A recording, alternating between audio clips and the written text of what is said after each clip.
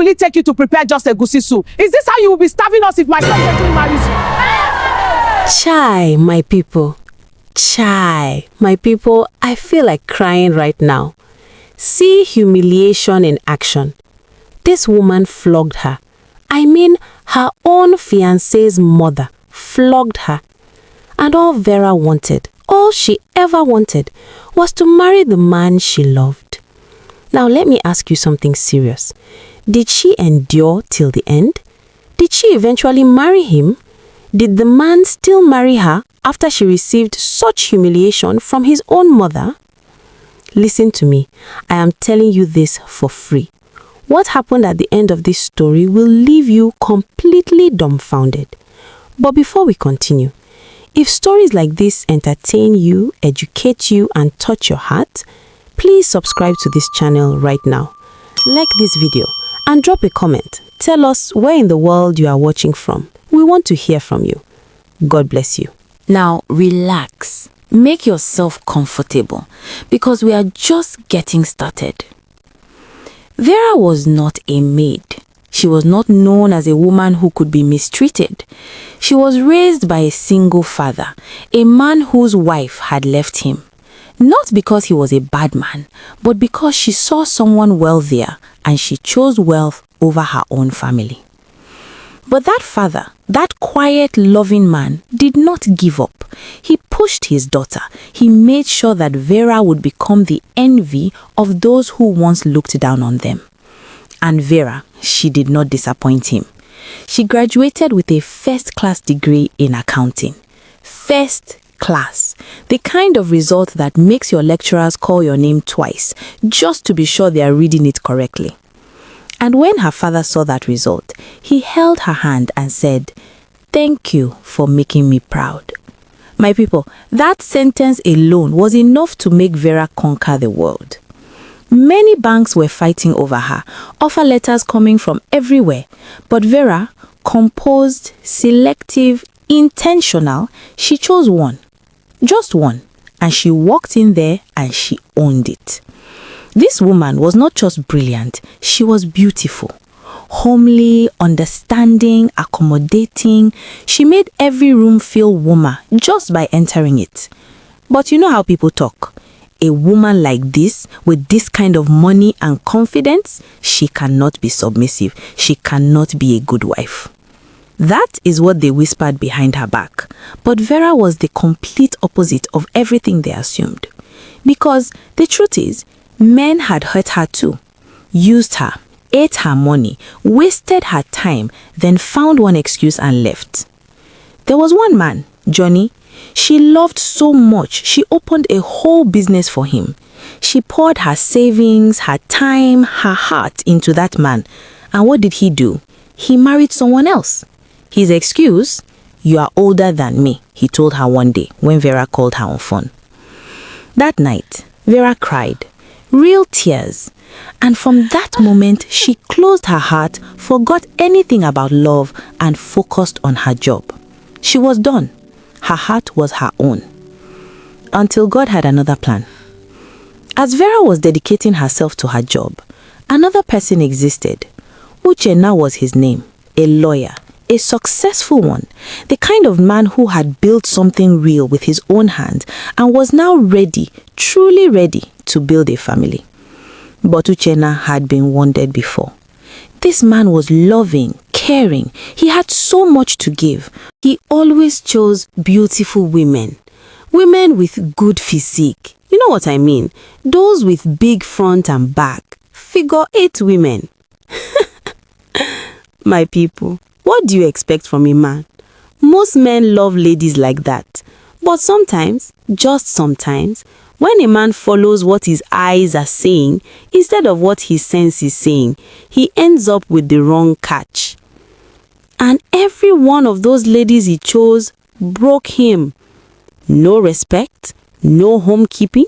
They came, enjoyed his money, and found their way out. One of them nearly made him miss court.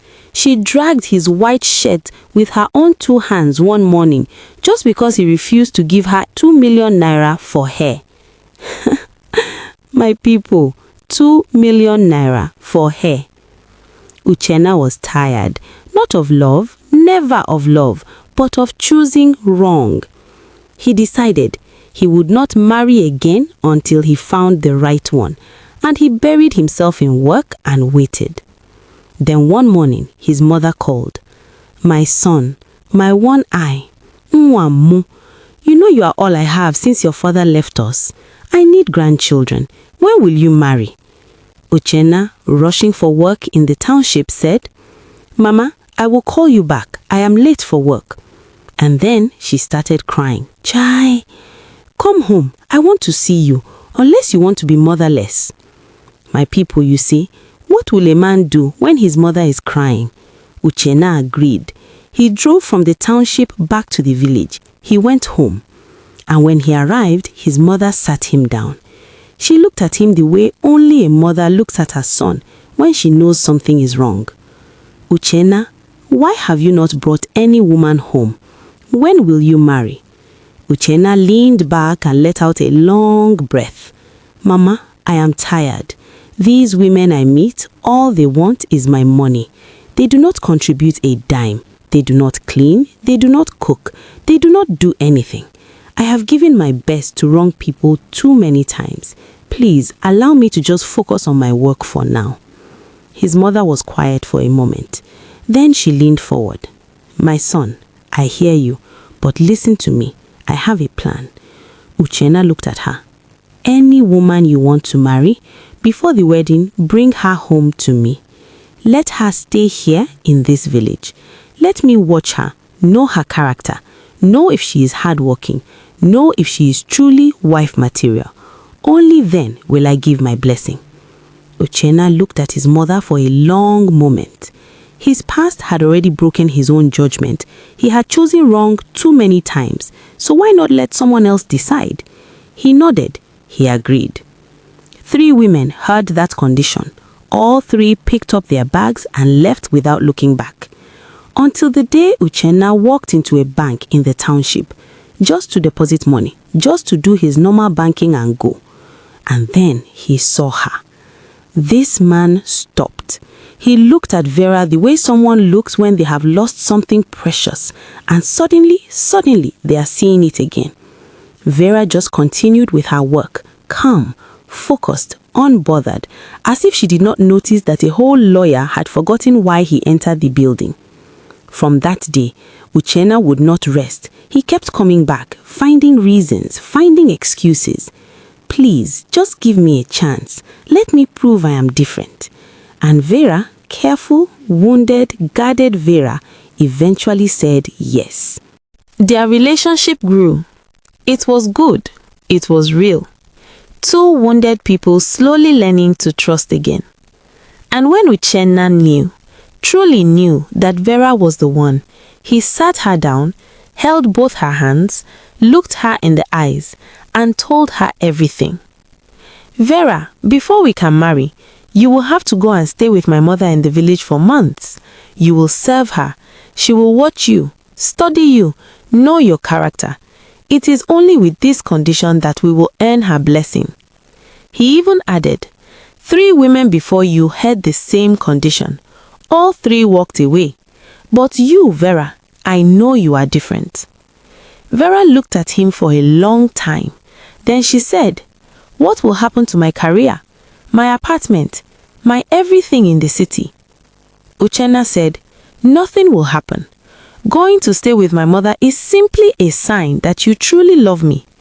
I am not forcing you, but just know, if you do not agree to this, it is over between us." Vera's eyes widened. "Ah, just like that?" She looked away, then quietly said, "I will think about it." When she got home, she called Lucy, her university best friend, the one person she always opened up to. She told her everything. And Lucy did not waste time. "Vera, reject it.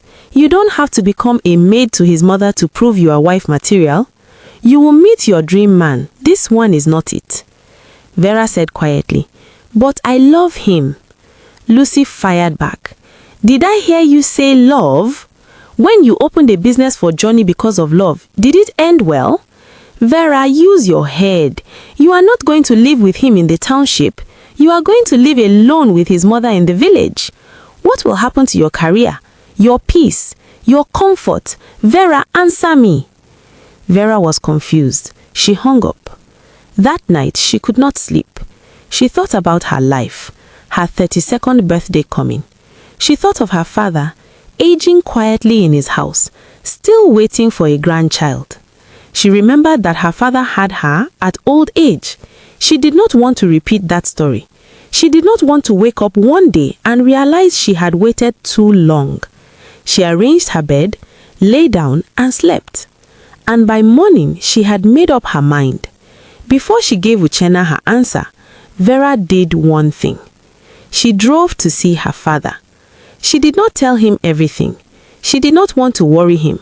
But Papa Ebere, that quiet, sharp, loving man, looked at his daughter's face the moment she walked through the door and knew. He said nothing for a while. He just made her sit beside him.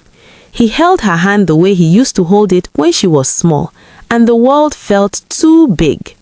Then he said, Vera, my daughter, even if you refuse to tell me what's going on in your life, as your father, I always knew. Whatever you decide, I want you to know that I was proud of you before any man ever noticed you, and I will be proud of you no matter what you choose. Vera looked at her father, at the gray in his hair, at the lines on his hands from years of working alone to give her everything, and something settled in her chest. She drove back to the city, and the next week she found Uchenna at ShopRite. And my people, she said yes, because she loved him, and because something deep inside her, that thing her father had built in her from when she was small, said, I will not be the woman who runs, I will be the woman who stays. But listen to me. That quiet, stubborn part of her had not yet met Mama Uchenna face to face. The next month, Vera packed her bag. She left her job, her apartment, her comfort in the city, and she traveled alone to Doma village, while Uchenna remained in the township, living his normal, comfortable life. And that was the worst mistake Vera could have made, and the bravest thing she ever did, both at the same time. Mama Uchenna was not just a strict woman. She was feared in the entire village. She bragged, she intimidated. Even her own husband could not endure her. He left because of her character. And yet, she never changed, not one bit. She used her lawyer son's name like a weapon. I will call my son to sue you. You will sell your house and your children in that court.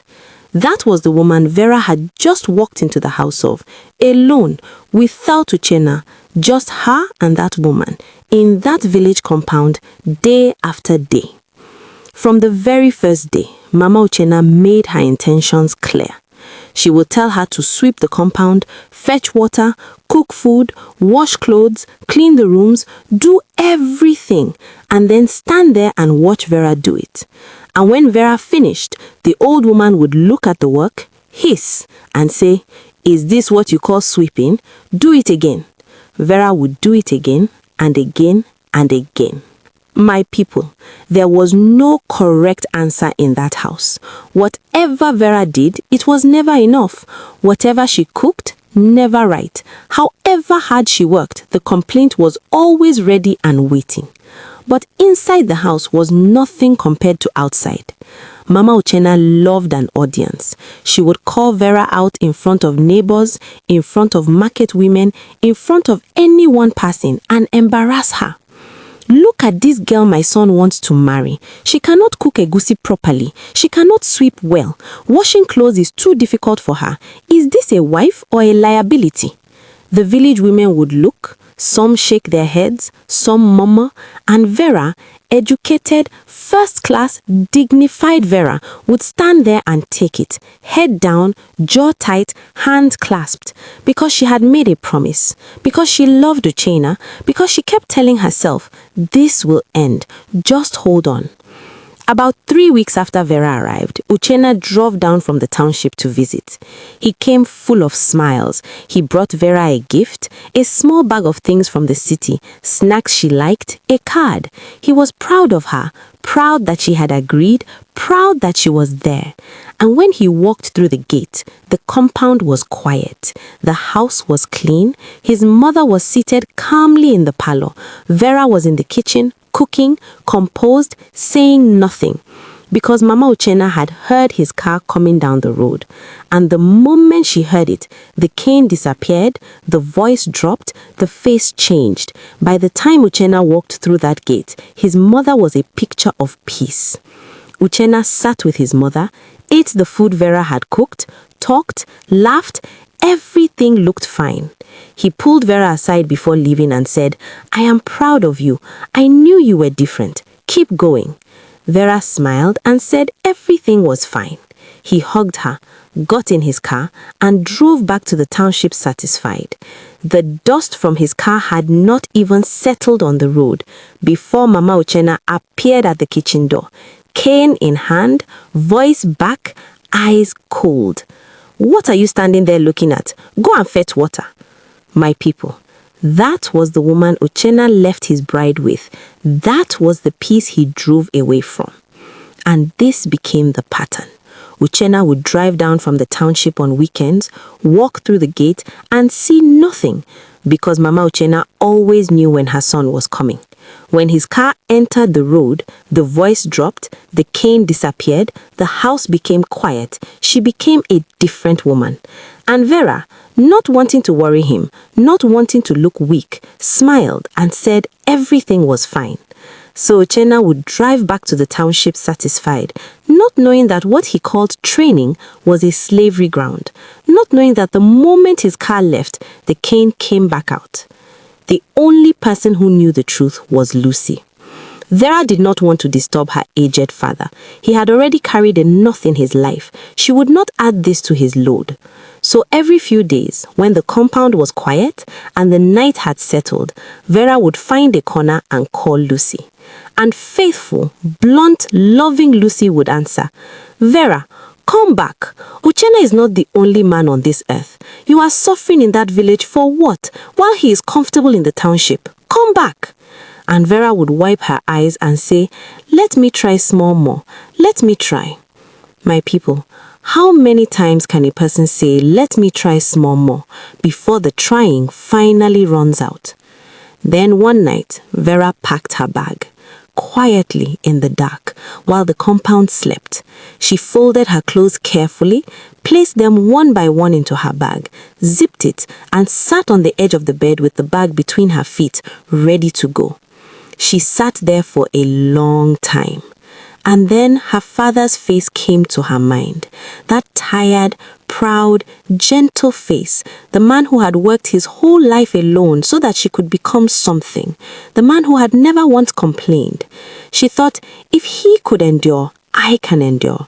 She unpacked the bag, folded the clothes back and put everything away and went back to bed.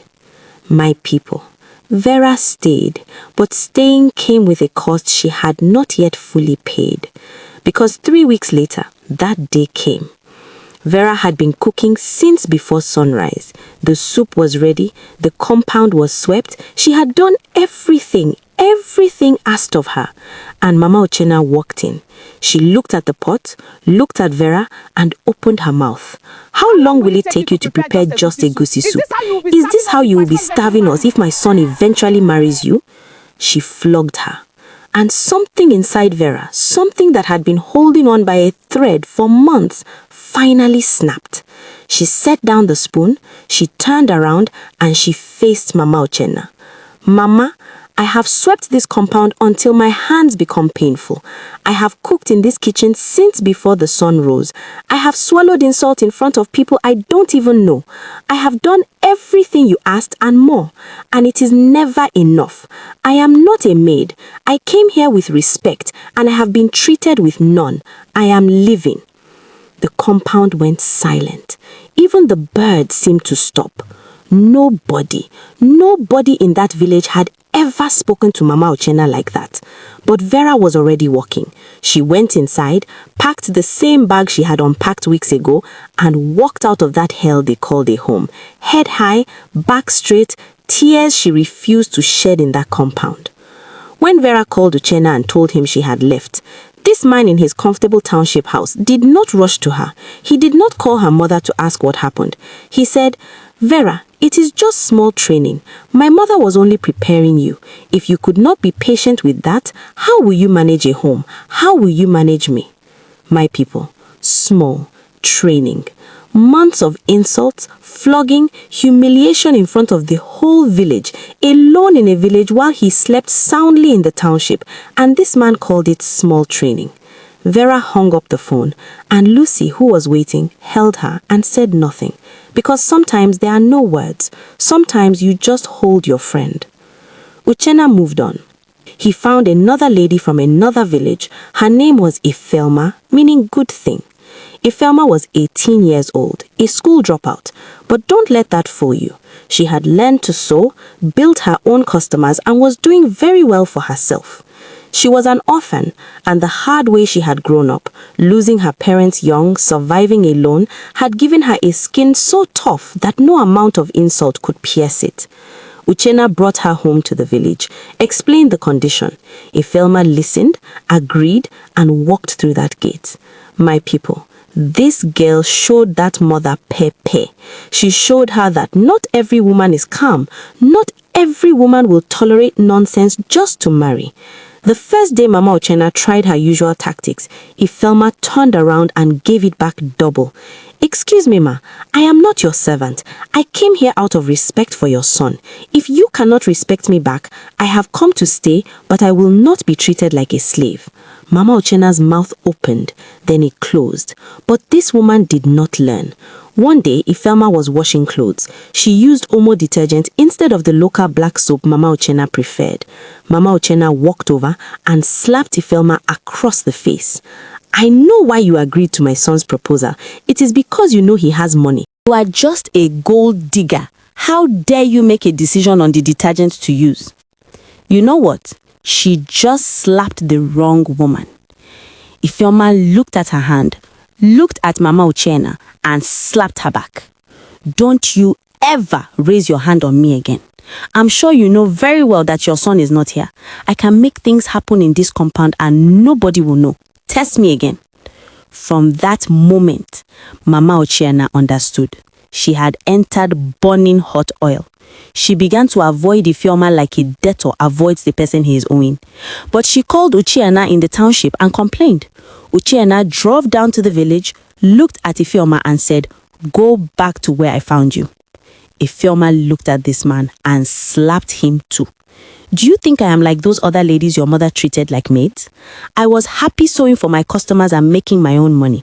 You came to me. You told me you love me. You brought me to your mother's house to be a slave. And now you are telling me to pack out." She pointed her finger and said, "I am giving you 3 months. If you do not marry me, what I will do to this your mother, you will regret the day you ever met me." Out of compulsion, out of pure fear, Uchenna married Ifelma.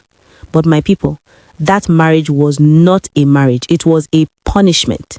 From the day Ifelma entered that township house as a wife, she showed Uchenna exactly who she was.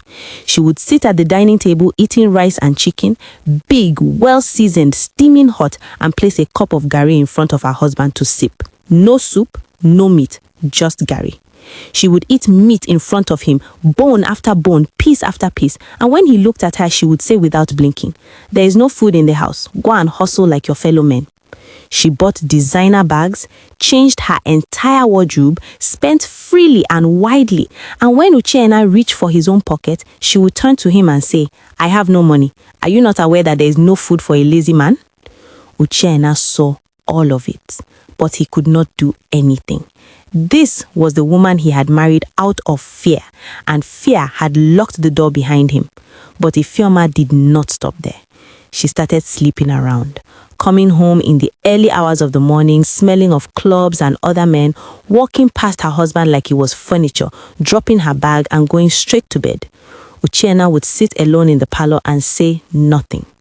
Then one day that broke something in him that could not be repaired, he collected 500 naira from her bag, just 500 naira, for transport fare to a job interview. Ifeoma found out. She locked him inside the room, stood at the door and said, "How dare you collect my money without my consent? Do you know how I make this money? Do you know what I go through?" My people, 500 naira. Uchenna sat on that bed and cried. This man who had once stood in courtrooms and commanded attention cried alone in a locked room in his own township house. And as the tears fell, Vera's face came to his mind. He remembered her the way you remember sunshine after a long rainy season. He remembered the court cases he had won, how his money had multiplied, how everything had been going well, and how in the middle of all that blessing, God had brought him a woman like Vera. Gentle, dignified, hardworking, a woman who had left her job, her apartment, her comfort in the city and gone alone to a village to live with his mother while he stayed in the township living his comfortable life. A woman who had endured his mother's cruelty day after day, protecting him from the truth because she did not want to worry him. And what did he do? He drove down from the township on short visits, saw everything looking calm because his mother knew when he was coming, and drove back satisfied. He called it small training. He sent her away. He spoke to himself in that locked room. I should have asked Vera to come and live with me in the township. Why did I send her away to that village alone? Why did I allow my mother use me like that? I knew how cruel she could be. I knew, and I still believed her over the woman who was giving everything for me. He looked around that room, at the locked door, at his empty hands. Now see my life. And as if everything in his life was confirming his regret, Uchenna began to lose everything. He lost his job, cases dried up, clients disappeared, money stopped coming. The man who had built something real with his own hands watched it crumble before his eyes. From that day, Uchenna began looking for Vera everywhere, asking around, searching. He just wanted to find her, to kneel before her and beg forgiveness, even if he changed nothing. And Mama Uchenna, that same woman who had terrorized the whole village, broken woman after woman, used her son's name like a sword, fell sick. Ifeoma did not go near her. The village people she had insulted for years, they did not come. The neighbors she had threatened with lawsuits, they stayed away. And Uchenna, her own son, was in the township, far away, living his own broken life while her mother lay alone in that village compound. A woman who had spent her whole life building walls now lay inside them, alone. And one evening, a neighbor passing by the compound heard a voice coming from inside the house. It was Mama Uchenna, weak, faint, calling out from her sick bed. She was not calling Ifeoma. She was not calling her son in the township. She was calling Vera. Vera, come and help me. My people, not the woman she chose for her son, not the woman her son feared into marriage, not even her own son who was far away in the township. Vera, the same girl she flogged in the kitchen, the same girl she humiliated in front of the whole village, the same girl she called a liability. In her most helpless moment, that was the name her mouth remembered. Because deep down, even Mama Uchenna knew. She had always known. Vera was the real one. Meanwhile, Vera had gone back to her life. She went back to her job, she went back to herself, and she went back to God. And God, as he always does for those who endure, had not forgotten her. A man came into her life. His name was Benjamin. A good man, a quiet man, a businessman, the kind of man who did not need his mother to test the woman he loved because he had the eyes to see her for himself. They met at the same bank where Vera worked. He came in one afternoon for a transaction. Simple, unbothered, no agenda. He saw her. He came back. Not with excuses like Uchenna, not with persistence that felt like pressure. He simply came back. And this time, he came correctly. He asked her to dinner. She said yes. And from that first evening, Vera knew this was different. Not because he said the right things, but because he listened in a way that made her feel like everything she said mattered. Their friendship grew into something neither of them rushed. And one quiet evening, he asked her to marry him. No drama, no condition, no mother waiting in a village with a cane. Just him and her, and a question he already knew the answer to. Vera went home that night and called her father. She tried to sound calm, but her voice was already shaking before he even picked up. Her father answered on the second ring, the way he always did, as if he had been waiting. She said, "Papa, I have met someone, a good one this time." The line went quiet for a long moment. Then her father's voice came through, thick and slow, and full of something he had been holding for a very long time. "Vera, my daughter, I have been waiting for this call." And that was all it took. Vera broke. Her father broke.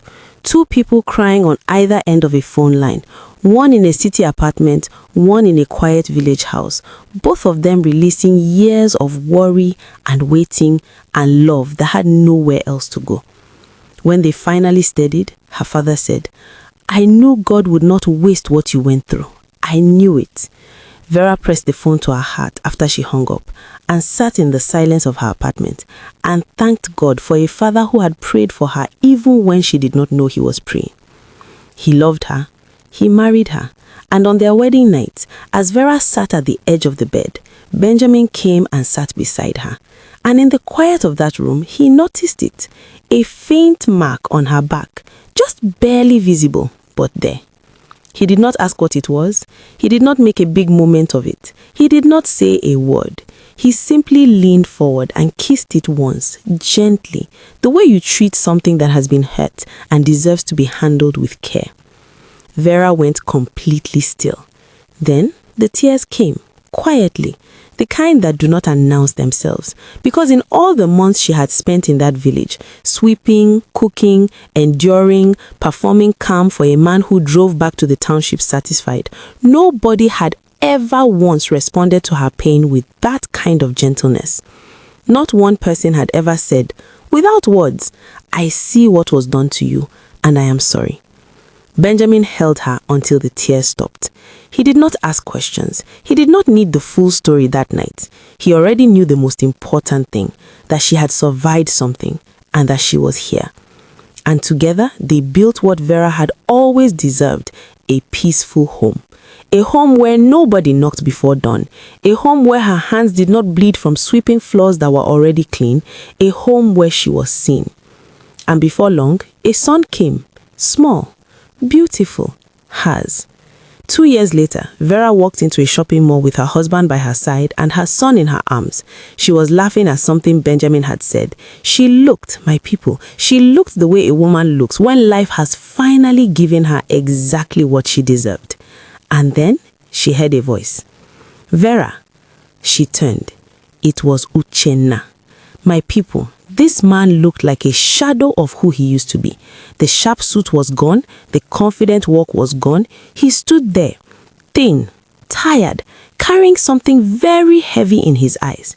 The same man who used to drive from the township to the village on comfortable visits, seeing nothing, suspecting nothing, now stood before her looking like a man who had lost everything.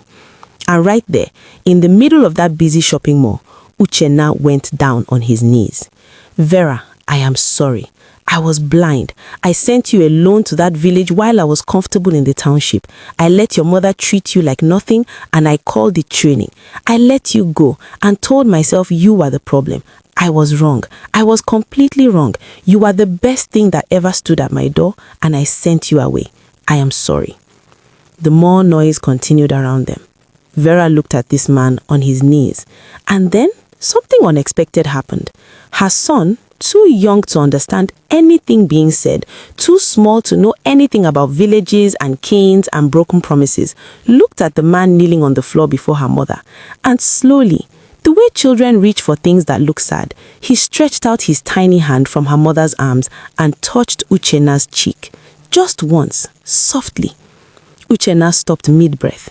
He looked at that small hand on his face, and something in him completely came apart. He bowed his head. His shoulders shook. This man who once commanded courtrooms, broken by the innocent touch of a child who owed him nothing. The more noise continued around them. Nobody stopped. The world kept moving. But in that small circle of space, everything was still. And my people, Vera cried too. Not because she still loved him, not because she wanted him back, but because the memories came rushing back all at once. The mornings, the compound, the cane on her back, the insults in front of the whole village, the phone calls to Lucy in the dark while he slept peacefully in his township house, the night she packed her bag and sat on the edge of the bed alone and chose to stay. The night she finally left, she thought of who she was when she walked through that village gate. A banker, a first-class graduate, a woman who had worked hard and loved honestly, and what that village house turned her into. A maid, an object, something to be flogged and corrected and humiliated. She looked at Uchenna and said, I became a maid in your mother's village because I loved you. A first-class graduate, a banker. I left everything, my job, my apartment, my dignity, and went alone to that village while you were comfortable in the township. Your mother was never satisfied. She flogged me. She humiliated me in front of the whole village. And you, the man who claimed to love me, you did not defend me. You called it small training and sent me home. Her voice was steady. Her tears were real. But anyway, that is all in the past now. She wiped her eyes, and then she looked at her son, her husband, her life, and something in her, not weakness, not foolishness, but grace, let go. She said, Uchenna, get up. I forgive you. I hold nothing against you. What happened made me who I am today. God had a better plan for me, and he kept his promise. I wish you well. I truly do. But to tell you the truth, you are in my past now. Suit yourself. She turned to her husband. Benjamin did not say anything to Uchenna, not one word. He simply placed his hand gently on the small of Vera's back, and they walked. That one quiet gesture said everything. This is my wife. She is safe. She is seen. She is home. Vera held her son a little tighter, and they walked, not looking back, not needing to. My people, let me talk to somebody today. If you are going through something right now, if someone is treating you like you are less than what you are, if you are sweeping floors that are already clean just to prove your worth, I want you to hear this. Your value is not decided by the person holding the cane. Your worth is not determined by someone who cannot see you. And the door that closes on you today may be the very thing that leads you to the life you actually deserve. Vera did not end up in the house she suffered for. She ended up in something better. And so can you. If this story touched you, share it. Someone out there needs to hear it today. God bless you.